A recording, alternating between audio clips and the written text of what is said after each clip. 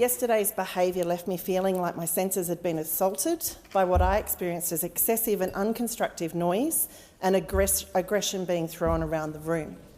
Mr Speaker, sadly, this is not the first time I've experienced that sensation during question time in this chamber. Some may argue that yesterday's was an exceptional circumstance where the opposition chose to dissent from your ruling, as they were entitled to do so under our standing orders. But be that as it may, once the dissenting motion was moved by the opposition, I believe the tone of the debate was overly aggressive and personalised, with numerous examples of condescending and offensive language designed, I believe, to intimidate others within the chamber. In any other professional environment, this sort of behaviour would be completely unacceptable. As all in this place know, I stood yesterday to ask you to bring the chamber to order, and I thank you for doing that.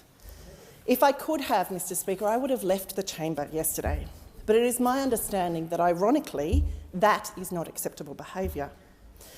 I then voted on the subsequent motions as I thought was appropriate, and it was following the votes that perhaps the most confronting experience took place for me personally yesterday, with one particular member from the opposition, while returning to his seat, yelling at me aggressively and at others on the crossbench.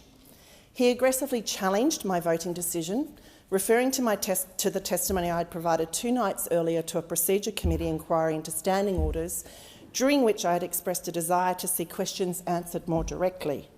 His tone was hostile and his body language was aggressive. And to the best of my recollections, his words were, "Well, where were you today then, hey? You say you want clearer answers? Well, that was your chance. And where were you?"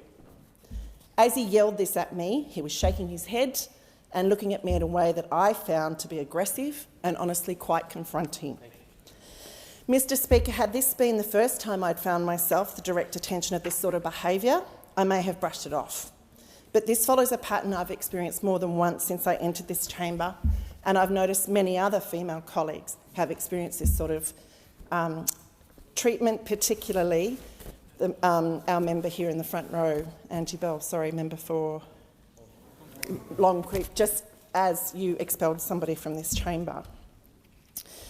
As a member of this parliament, someone working here in this place, I do not feel proud of the way my workplace was represented yesterday, and quite frankly, I did not feel safe.